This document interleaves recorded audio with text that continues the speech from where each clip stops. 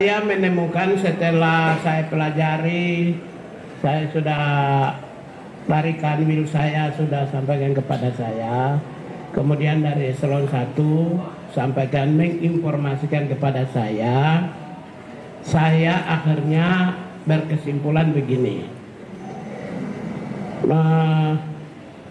Pendidikan ini, pendidikan yang dicanangkan oleh Gubernur Jawa Barat ini, orientasinya adalah peningkatan kualitas sumber daya manusia. Kualitasnya apa? Satu, knowledge, pengetahuan. Yang kedua, peningkatan keterampilan. Yang ketiga adalah peningkatan mental, kualitas mental, produktivitas, disiplin, tanggung jawab.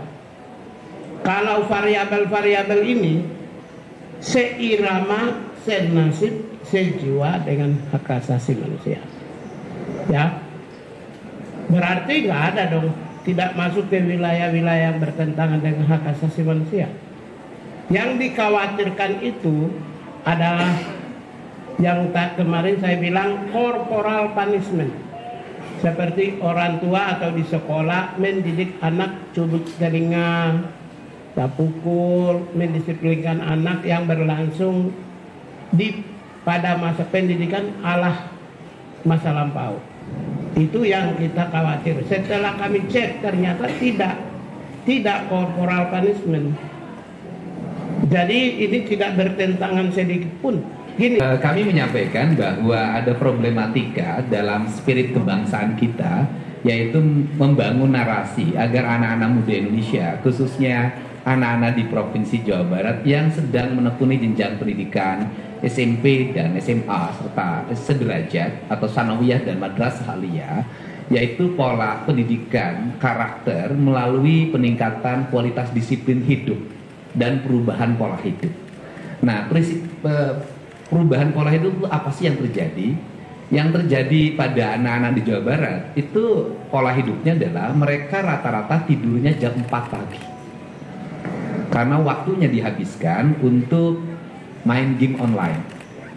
Kemudian berdampak pada mereka tidak bersekolah.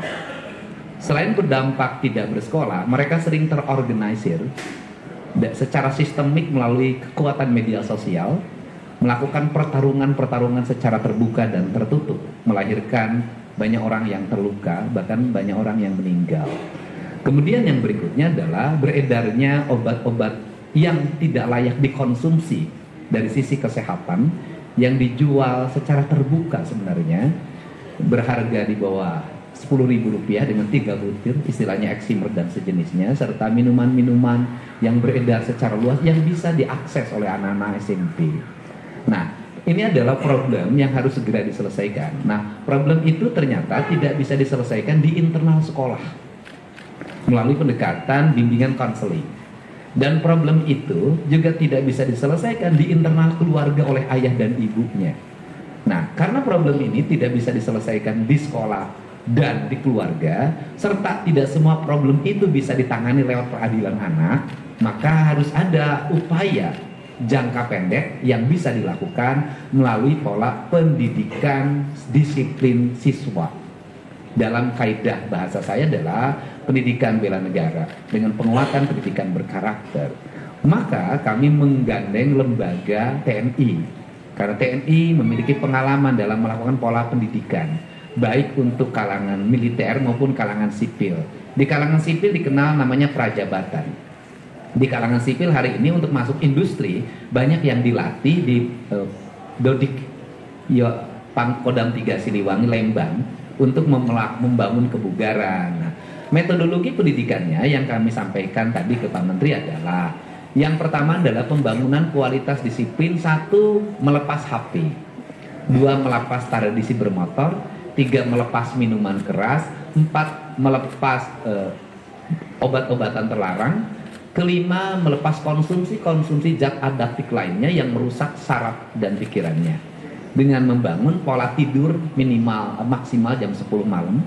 Kemudian mereka bangun jam 4 pagi, mereka mandi, sholat subuh bagi yang beragama Islam, membereskan ruang tempat tidurnya, masuk ke masjid, dan kemudian mendapat bimbingan rohani dari kiai yang menjadi bimbingan konselingnya. Setelah itu mereka sarapan pagi, setelah sarapan pagi mereka berolahraga, setelah mereka berolahraga mereka langsung mengikuti ruang kelas pembelajaran sebagaimana dia didapatkan di sekolah. Kami mendatangkan guru dari berbagai tempat, dan kemudian setelah itu mereka salat duhur, kemudian istirahat. Setelah istirahat mereka mengikuti program minat dan bakat melalui pendekatan olahraga. Dan kemudian maghrib dia masuk masjid lagi, belajar ngaji lagi, kemudian sampai isya, dan kemudian nanti mereka makan malam dan kembali ke tempat mereka tidur untuk tidur malam. Jadi model itu yang kami kembangkan, dan kami tadi konsultasikan bahwa tidak ada pelanggaran-pelanggaran yang dilakukan terhadap hak-hak anak sendiri. Nah, kalau bicara orang banyak memperdebatkan persoalan apakah mereka, bagaimana mereka belajarnya, pertama justru dengan barak ini mereka jadi belajar. Mereka jadi ada gurunya. Kenapa? Karena selama ini mereka bolos. Mereka tidak pernah belajar. Bangunnya rata-rata jam 10 siang.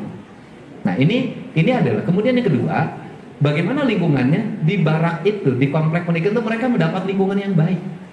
Karena selama ini mereka di lingkungan rumahnya tidak mendapat lingkungan yang baik, di lingkungan sekolahnya tidak mendapat lingkungan yang baik, mereka menjadi anak jalanan.